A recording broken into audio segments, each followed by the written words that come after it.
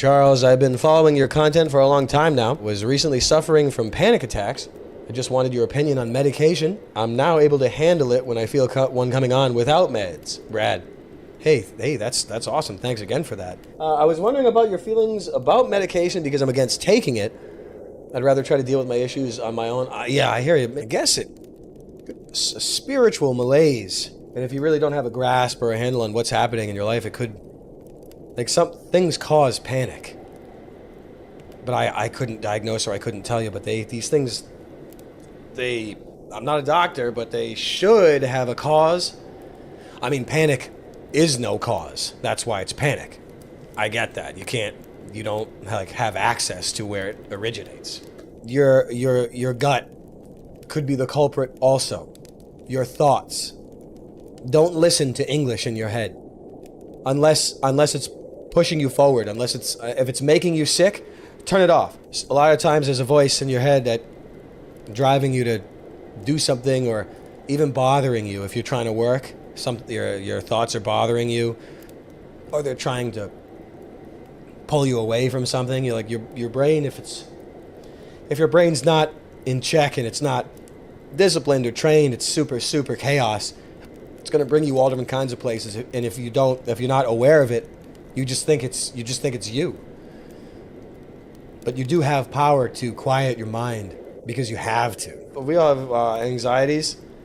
But I've been learning, if a thought makes you feel bad, I mean, there are thoughts that make you aware of things that are going bad in your life, but there are also whips and torturers. If you get those voices that wake you up or even that cause those things, they have to be turned off. They have to be turned off or replaced with prayer. These things are there. You have to remember these things. You're going to be with your mind forever. One needs to. And look, I'm not saying I'm Mr. Disciplined Control of a chaotic mind. I'm not saying that.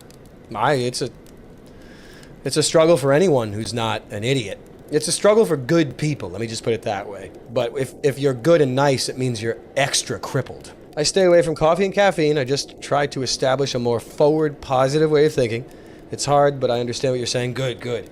I think it can only real changes and transformations internally from a, generally speaking, tortured individual or chaotic individual or just someone who's been born in this world.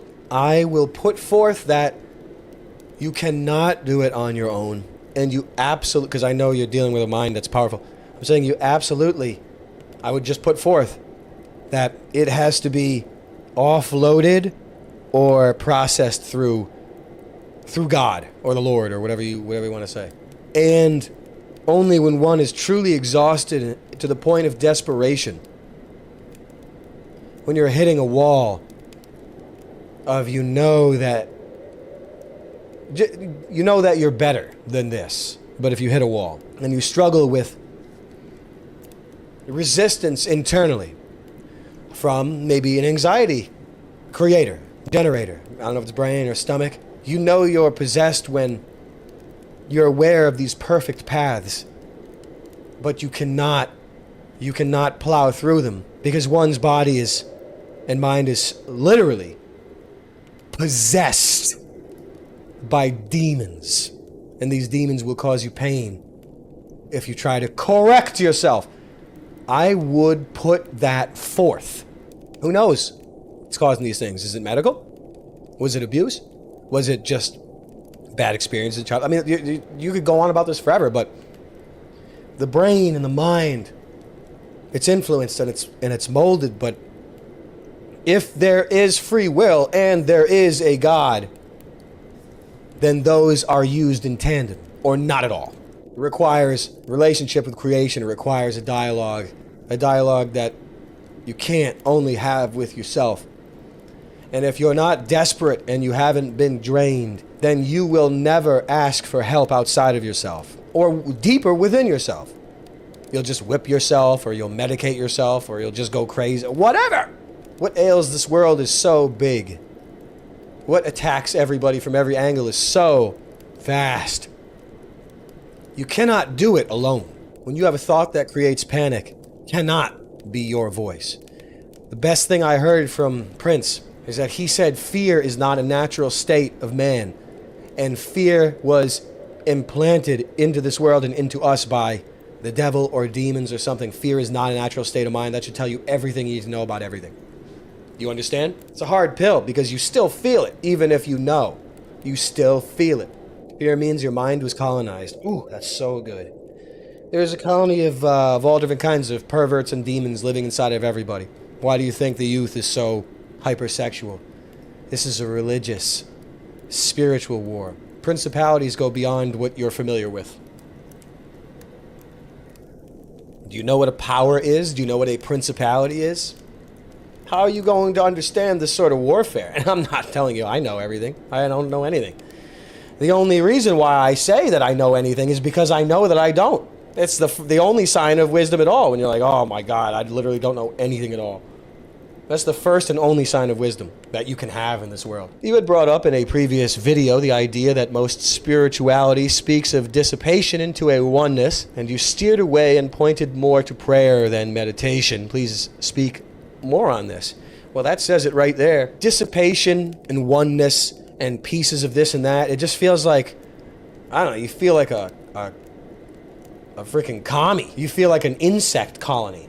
That's like something an insect would think. It doesn't seem right to me. It's the same idea and the same sabotage and the same atrocity as saying we're just pebbles are grains of sand in an endless ocean that goes in every direction for the trillion, forever. Like those seem like the same concept, and it seems like Saint. That makes sense. Yeah, you blend into the cosmic, the soul chamber.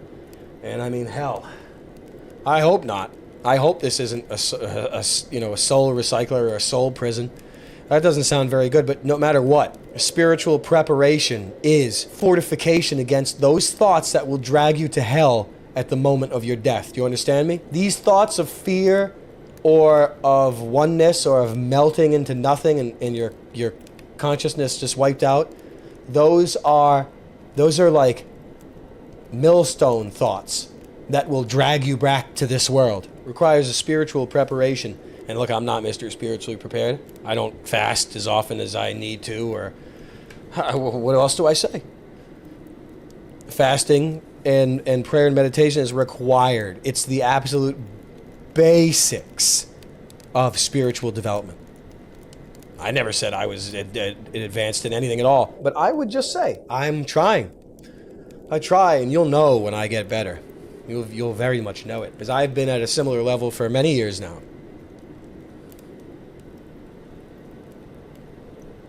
Guess it's just my path. Hunger is an illusion all along. That's good. Fasting is the absolute. If anyone knows anything about Islam, they know fasting. They used to, I guess there still is fasting in Christianity. I don't know, but Christ, he was a fast master. You can attribute a lot of his advancement to his fasting. What happens if you fast for 40 days and 40 nights in the desert? What happens to you? Do you apotheosize? Do you get keys to heaven if you do that? I don't know. He did it. What does that mean?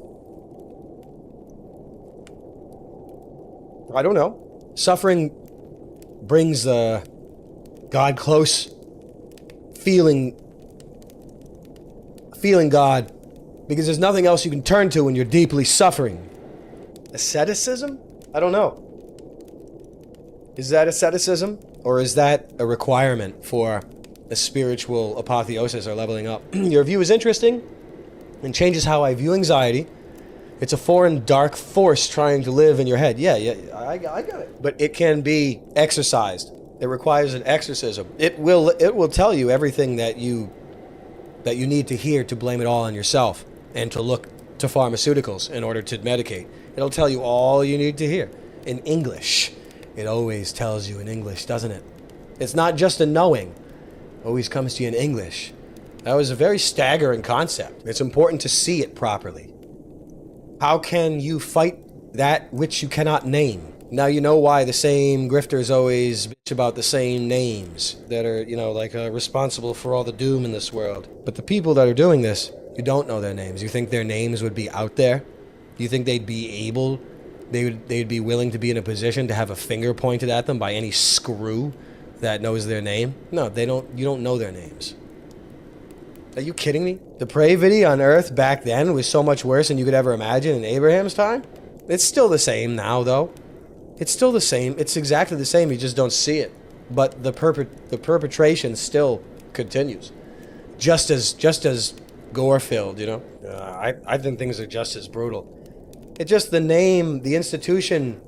It still remains the same, but the name and the guise changes. Just like the pyramids and the hearts and all that, and baby milling and all that stuff that happens these days. The religious sacrifice that happens with kids that get hypersexualized or that get mutilated, or babies that get this and that.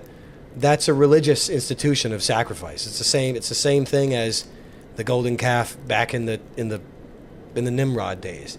It's the same institution. We all know this by now. It's the same institution. It's just subtle and you can't see it.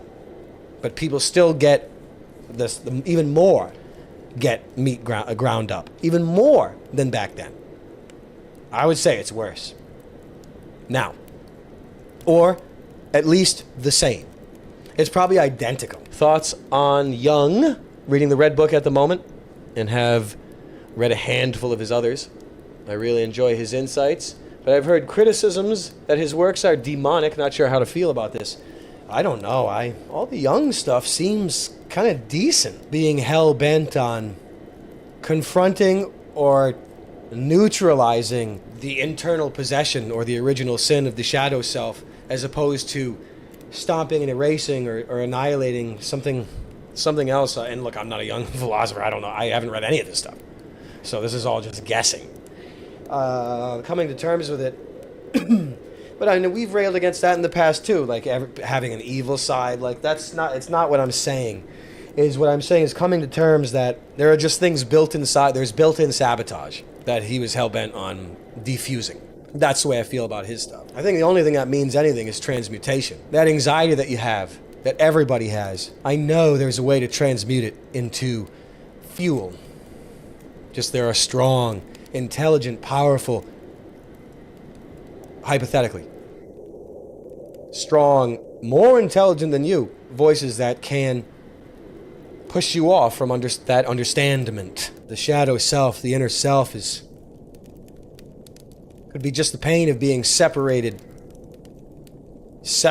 from the divine mother, divine whatever you want to call anything, divine father, mother, I don't know. It's a rage.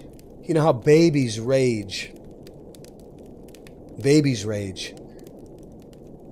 because they need what they need. You rage and you get nothing. That is a source of torment, being a child of God in this world. It's just a heavy and frightening thought, a frightening separation, the separation anxiety. You know, when you're a kid or you're a baby, generally speaking, your mother or your father are going to tirelessly provide you with what you need. But the separation from God the Mother, God the Father, is existential or beyond regular modes of thinking. It's heavy. It's really heavy. Charles, I recently lost my daughter. What advice do you have for coming to terms with this? Why do you think God allows this to happen? Really sorry to hear that, bruv. That's pretty crazy. This world, man.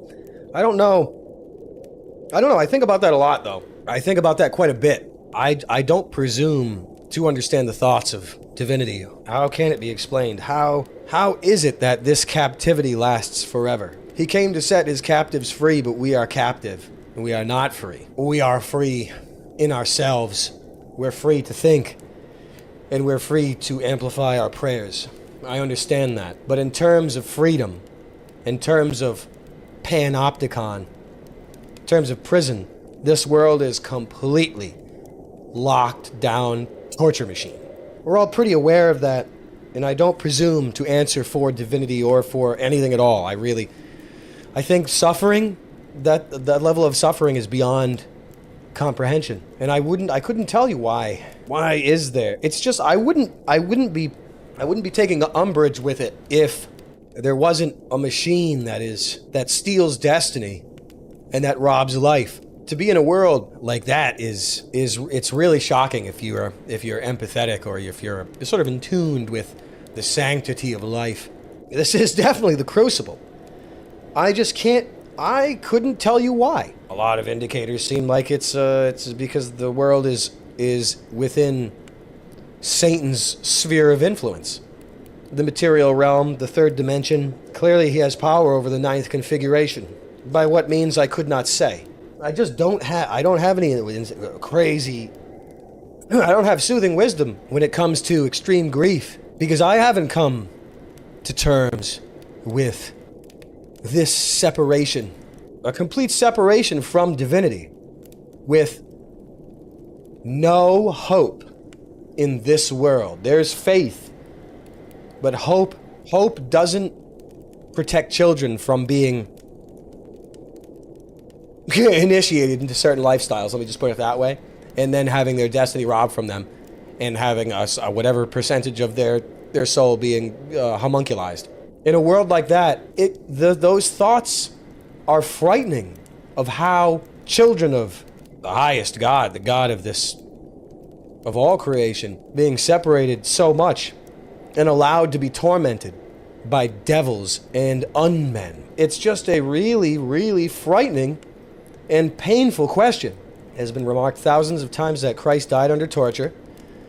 Many of us read so often that he was a humble carpenter that we feel a little surge of nausea on seeing the words again. Was as much a carpenter as a soldier, as much a carpenter as a torturer. Humble carpenter, the only object we are specifically told he made was not a table or chair, but a whip.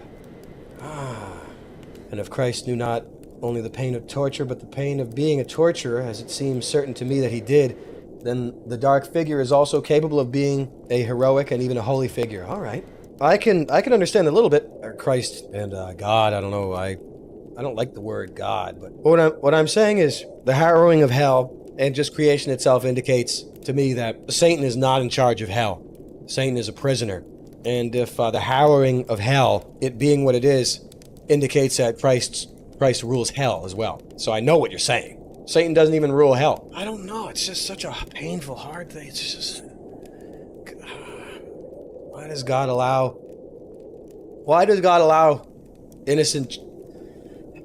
Parents of children don't tolerate the suffering of their children. They don't.